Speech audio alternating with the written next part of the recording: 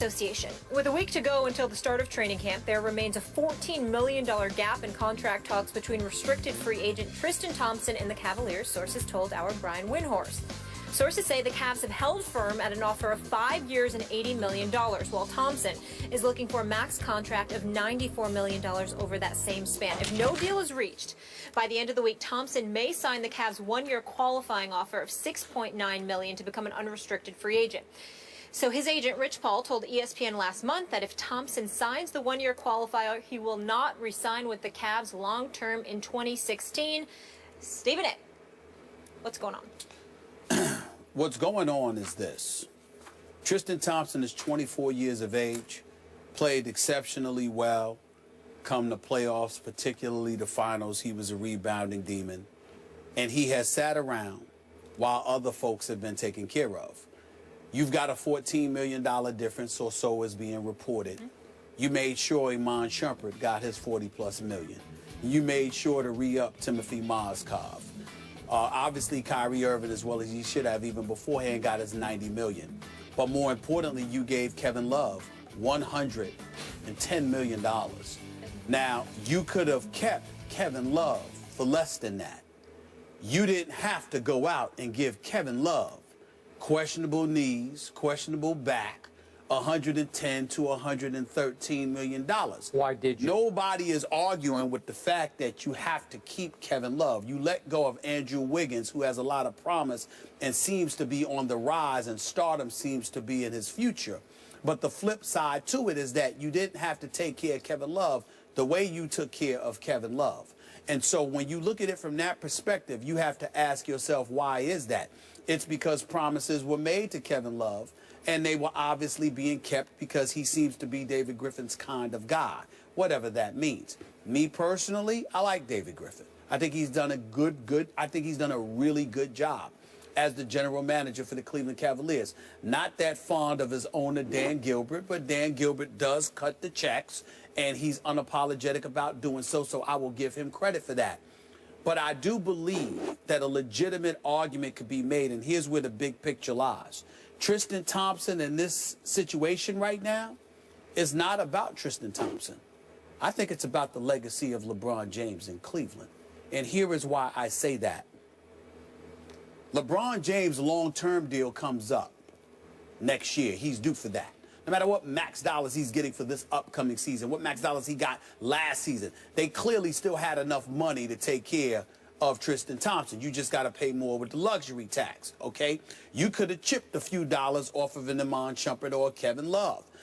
You didn't do that. You could have treated J.R. Smith a little bit better, even though he was stupid to opt out of his deal to come back for less money. You know, that was bad advice.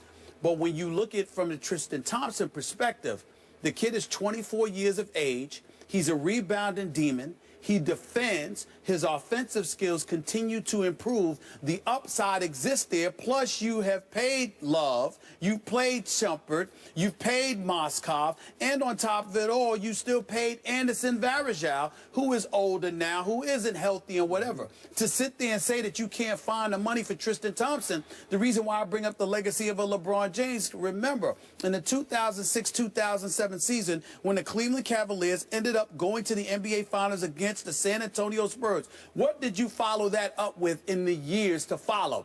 There was a Wally Zerbiak on the team, a Joe Smith on the team, you know, an over-the-hill, no disrespect whatsoever, because Stephen A. loves Big Benny Wallace, but Ben Wallace, after he was gone from the Detroit Pistons, that wasn't the same Benny Wallace that was in Cleveland. Shaq, you know that's my man, when he was all said and done, and he was on the verge of retiring. These are the kind of things that you're the Cleveland Cavaliers, and you have allowed to happen to LeBron, which precipitated his exit the first time around. So here you are now, you've got Kyrie Irving, all right? You got Tristan Thompson, and you are giving them problems? This is the kind of situation that LeBron points to. And I'm telling you right now, you heard it here first. I'm going to say it again. I warned the city of Cleveland, Ohio, back in 2007. Go look up the interview. They had me interviewed in Cleveland on the radio station in Cleveland, Ohio. And I said to them then, he's leaving. Do not doubt this. He's giving you 3 more years, and then after that, he's gone. And what happened 3 years later? I broke the story that he's going to South Beach and was crucified for 2 weeks until it came to be true. I am telling y'all again, LeBron did not promise to stay in Cleveland for the rest of his career. He promised that he was committed to coming back to delivering an NBA championship. Cleveland is one of the favorites this year. If they win this year and he's still having problems with this organization, don't be surprised if he leaves again. I'm not promising you he will leave. I'm telling you LeBron could end up leaving again because of the personnel moves you do make and you refuse to make. I said it before. I'm saying it again. Listen if you want to. Okay, I'm not sure what all that had to do with Tristan Thompson. It has everything to do with Tristan Thompson because he's not happy about the fact that they haven't taken care of Tristan Thompson. And then Rich Paul is saying that Tristan Thompson may leave after this year if he's forced to sign the 1-year tender. But, so the point is that if they win a championship, he would leave. Right? Okay, well, that would be a really good thing for Cleveland, right? I mean, that would be a big thing if they won a championship. Well, they would win a championship, of course, because he's committed to delivering a championship back to the city of Cleveland. Okay. But if you're going to show an unwillingness to keep young horses in place, okay, and instead bring guys or sign guys to $110 million with questionable knees and questionable backs and stuff like that, you now have a problem that he doesn't want to stick around and deal with. So the Tristan Thompson thing is important because LeBron wants to keep that guy. People like yourself, me, and others in the NBA community see nothing but upside with this kid. Oh, I love it. And not only that, he changed the way they play basketball. You can't justify not paying him if you paid the other guys. Had you not paid them, that would be different. But to not pay him and to pay those other guys, you got a problem. Okay, we're almost out of time, so we might have to save this for another day, but my issues are twofold with this salary structure here.